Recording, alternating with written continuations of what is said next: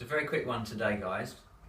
If you had just been playing football, or been in the garden, some sort of scenario where you've just had a strain, let's say a mechanical muscle spasm sort of feeling in your back, you just started the lawnmower and you felt a bit of a twinge in there, it's just localised, just staying in that area, stiff, reduced movement, what would you use? Would you use something that was hot or something that was cold?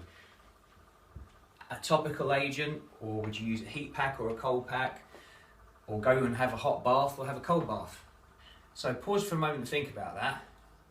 But I'll tell you what I think anecdotally with people over the years that have come in and with what I've learned.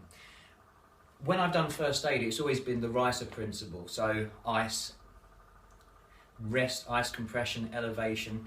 And so I thought, and I always do think, in most of the literature that I read, that when you first do something, as I've explained, like a back spasm, pulling something, lawnmower, the best thing to use would be something that would be cold, because it would be acute. So it's in its first early stage.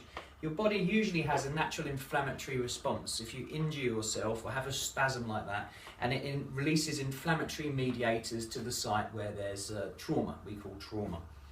What happens if you use heat is it does feel actually usually very, very good when it's on.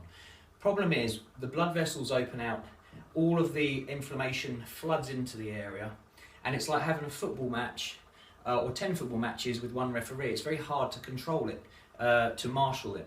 And so when you take the heat pack off, you get extra inflammation in there, and it's very painful usually. So the safest thing I would say is to adopt the RISA principle, use compression, ice, elevation for the first 72 hours. After that, it would become what we would say is chronic, and it's more safe to try and use the heat.